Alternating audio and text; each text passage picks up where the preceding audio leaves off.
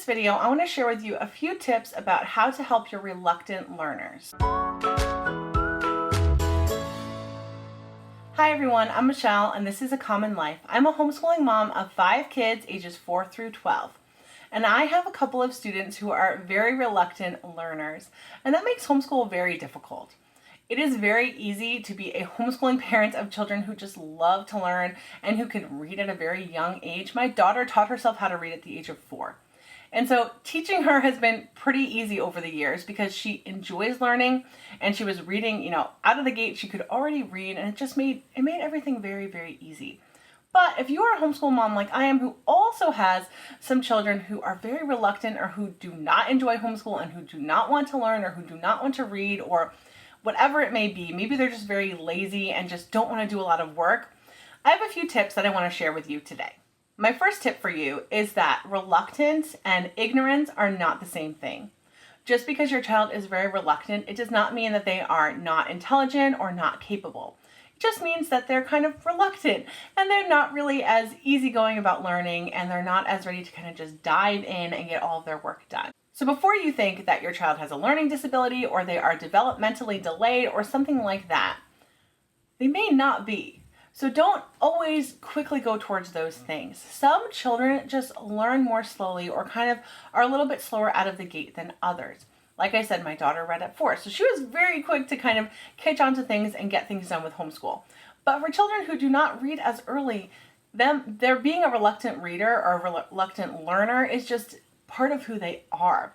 And it does not mean that they are not completely capable, and it doesn't mean that they are not ready to learn. It just means it might take them a little bit longer. My second tip is all about kind of motivating your child.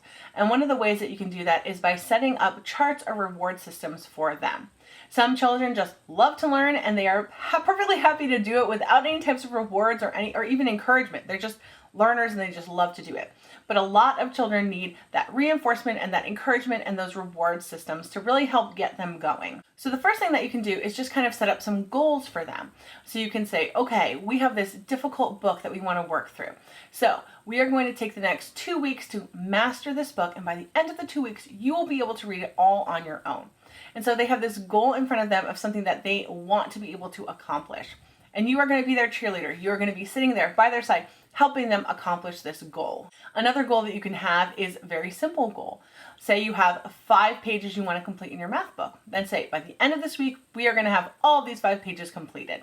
So that means they can kind of budget it out and know that they need to do 1 page every single day to be able to meet that goal. You can also set more long-term goals. And sometimes these goals are a lot harder for a reluctant learner because they usually want a more immediate gratification type of reward.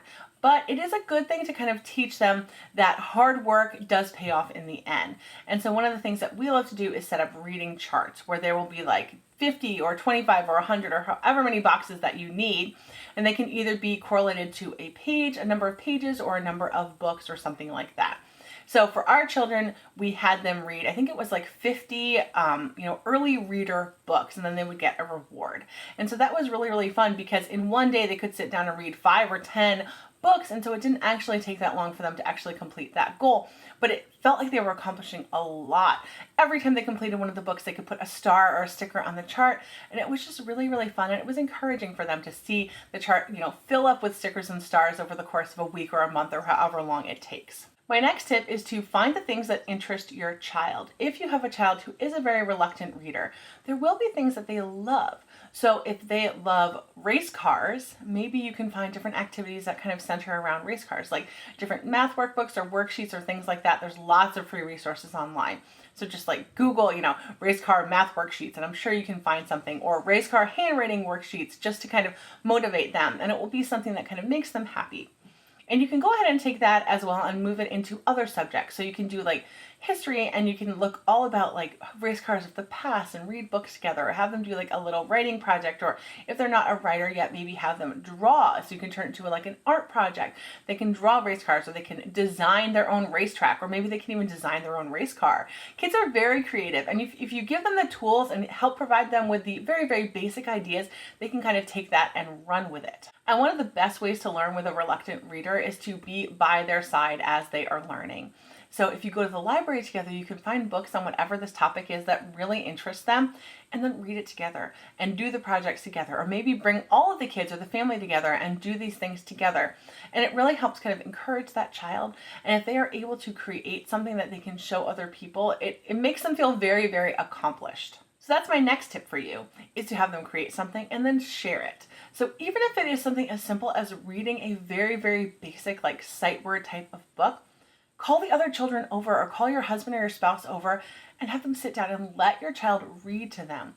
And then make sure you have, the family cheer them on and encourage them when they are all done. Make a big deal about it, because you might have like a 10-year-old or something like that, and this is just not interesting to them at all. But encourage them to also encourage their sibling. Let the family kind of cheer them on and let them know that they're doing a really good job. This also applies to any type of like art project or science project or writing or anything that they do. Let them share it.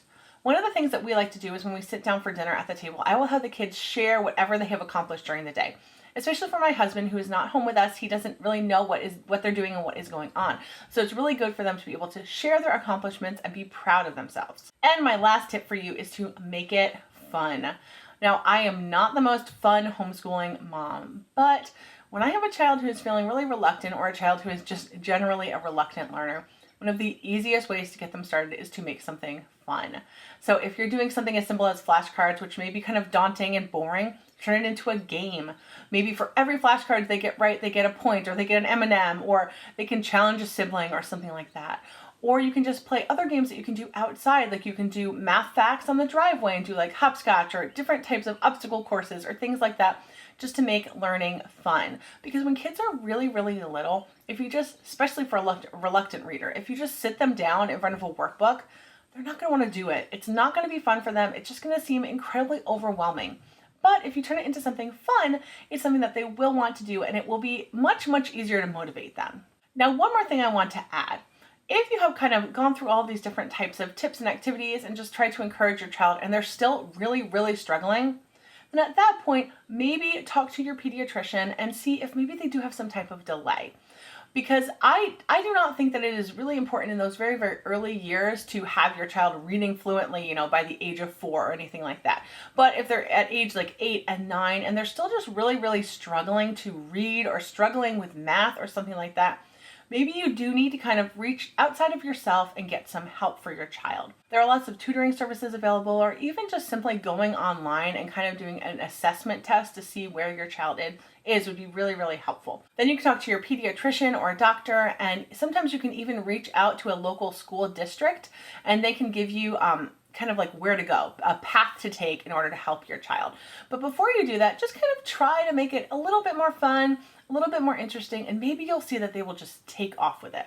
I hope this video was helpful to you. If you have any questions, please do not hesitate to reach out to me. You can always leave a comment down below or send me an email, and I would love to chat with you if you have any questions or concerns.